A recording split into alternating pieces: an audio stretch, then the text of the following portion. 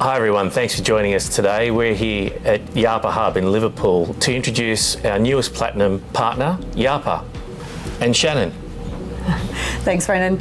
My name's Shannon Mallison. I'm a proud Wiradjuri woman from Central West New South Wales, and I'm the director here at YARPA. We are coming to you from Gabbargal country on the lands of the Darug Nation in our beautiful hub here in Liverpool.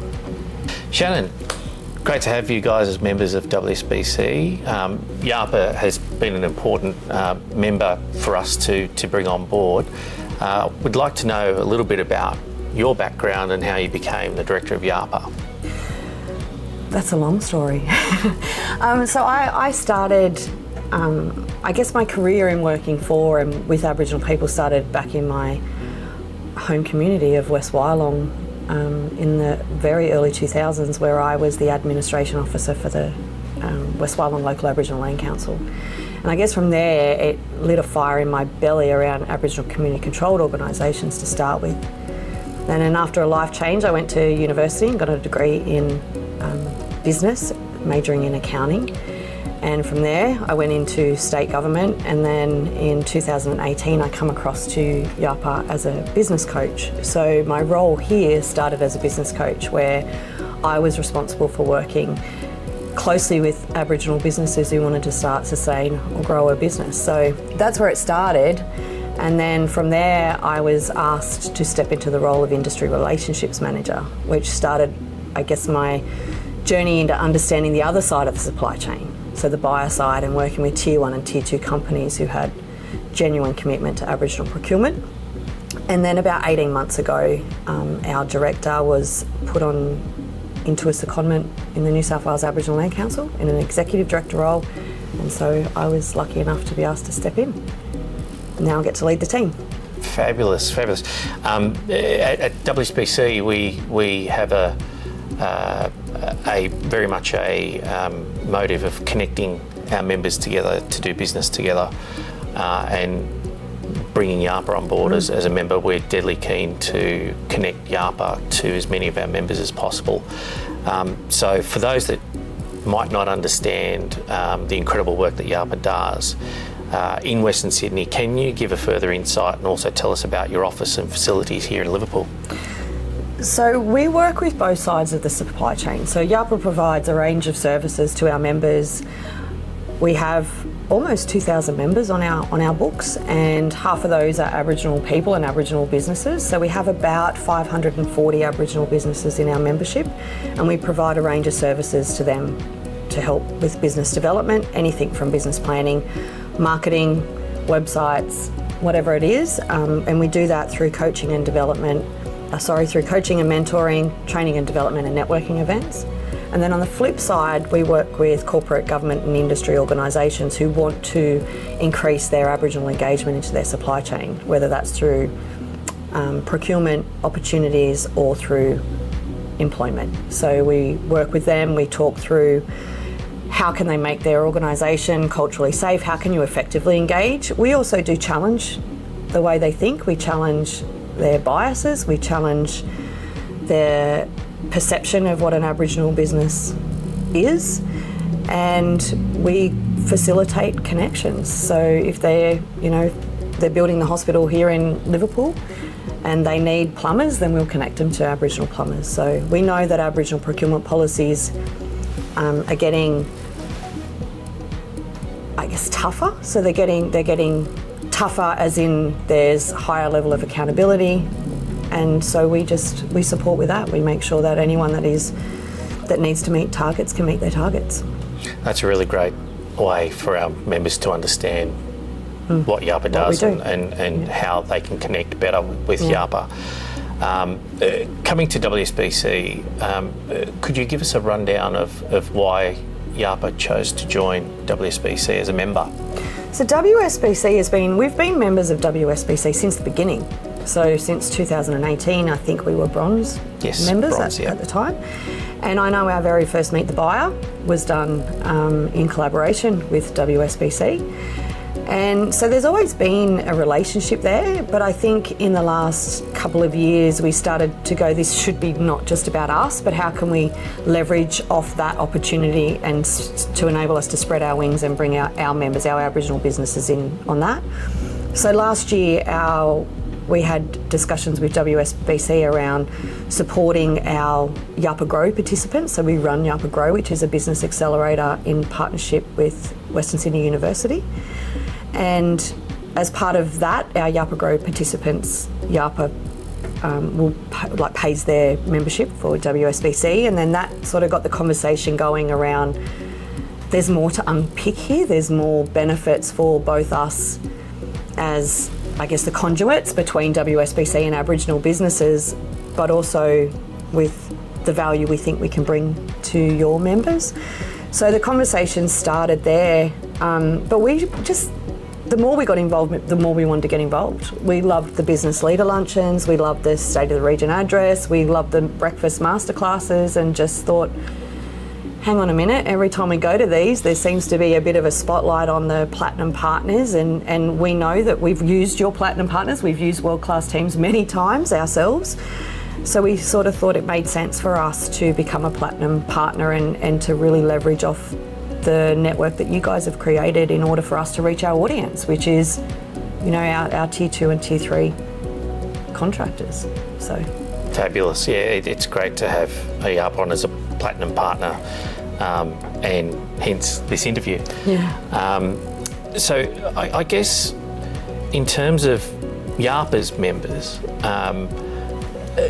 can you give us a snapshot of the challenges your members are facing, either in Western Sydney or more broadly or generally? Look, I really don't think there's any different challenges to our members than what every other small business is facing. I think, you know, the increased costs, supply chain costs, I think has been a real impact, particularly in the construction industry. I think new laws and legislations, you know, modern day slavery and everything like that, new workplace relations laws, like I don't think there's any kind of new law that doesn't touch a small business to some extent. So I don't think the challenges are unique.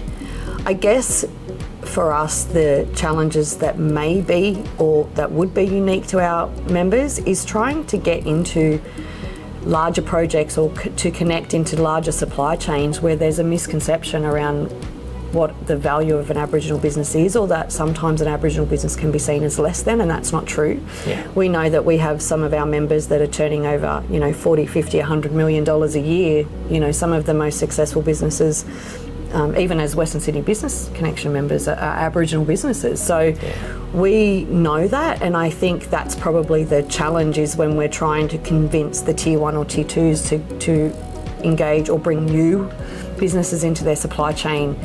We have to overcome that, I guess, additional challenge of what a perception of an Aboriginal business is. And breaking down some of those barriers and perceptions and bias that exist. Correct. Yeah, that's right. Yeah. In terms of networking and the like, and connecting with other members and businesses in Western Sydney, how might you see that benefiting YARPA and of course the other members of WSBC? Oh, look, our team loves networking. There's nothing we love more than getting out into community. I know when we had the last event at Bella Vista, like I felt like my team was celebrity. It was like everyone was making a beeline for us, which was really cool. But I think for us, because we're so passionate about what we do, and we know that, you know, we know WSBC has a large number of businesses that operate in the construction industry. And we know that the construction industry is bound by Aboriginal procurement policies or Indigenous procurement policies if you're on a federal contracts. So, but we also know that if you're new to that space, you kind of don't really know where to go. So we believe that YARPA can really support your members in achieving targets that have been put onto them through large supply chains, particularly on government contracts. We also know the corporate world, and we know there is a lot of speak around corporate social responsibility and giving back to communities. And I think sometimes large organisations, you know, whether it's banks or universities or law firms or whatever it is, like professional services, there is a lot of the time genuine commitment to do better and do good within communities. And when that comes to Aboriginal people and communities, they don't really know, or they will revert back to the norm. And I think one of the things that YARPA can do is to kind of challenge, well, what does corporate social responsibility look like when working with Aboriginal people? It's not always about making a donation or Aboriginal employment. The number one thing you can do is to engage in Aboriginal business. That way you're getting the service that you need, but knowing that when you're spending your money with an Aboriginal business, the money is most likely trickling down and contributing to the social benefits that you're trying to achieve anyway. That's really helpful advice, I think, for most of our members, for sure. In terms of future goals for YARPA, can you run us through some of the, if you like, mid and long-term goals? I would like to one day not be. We are currently a federally funded business unit of the New South Wales Aboriginal Land Council. So we are a partnership between New South Wales Aboriginal Land Council and the NIAA, or National Indigenous Australians Agency. I'd like to think that our long-term goal would be that we are a self-sustaining organisation that stands on our own 2 feet. And I think we're starting to demonstrate our value in the broader business community. We often get asked how much for our services, so I don't think we're far off being able to develop a self-sustaining model. That would be the long-term goal. The short-term goal is to open more doors for our Aboriginal businesses. Yes. You know, that's our goal, is to open doors. And I think working with The Connection, that's something that I think can happen, is the more that people know about us, the more we, you know, advocate on behalf of our Aboriginal businesses, and hopefully that leads to more doors opening. And we are absolutely committed to doing that. There's no two ways about it.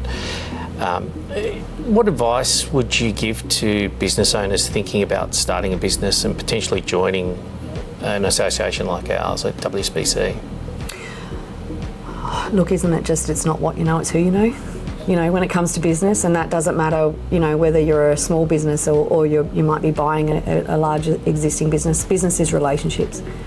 It's the key to success. And there's no, you know, you can try as hard as you want, all you want, but, you know, and you might even get a foot in the door, but once you're in that door, you need to be able to maintain that relationship, as well as deliver. Obviously, you need to deliver on your product or your service, but I'm just a big believer that business starts with relationships. And so I think, you know, if you're starting to, you know, when you're starting to think about your business and you're not just thinking about who your market is or what your product is or what your service is, you need to start thinking about the ecosystem that you operate in. And that ecosystem includes like-minded individuals, you know, auxiliary services that support you, right down whether it's the bookkeeper you use or where you host an event, or, you know, everything is built on relationships. And I think creating that network makes it. I also think, you know, if you're going to fall, and guaranteed if you're going to start in business, there's going to be times you fall over. Having a really supportive network creates a softer landing, and, you know, and enables you to have people that can lift you back up when you do fall, because you're going to fall.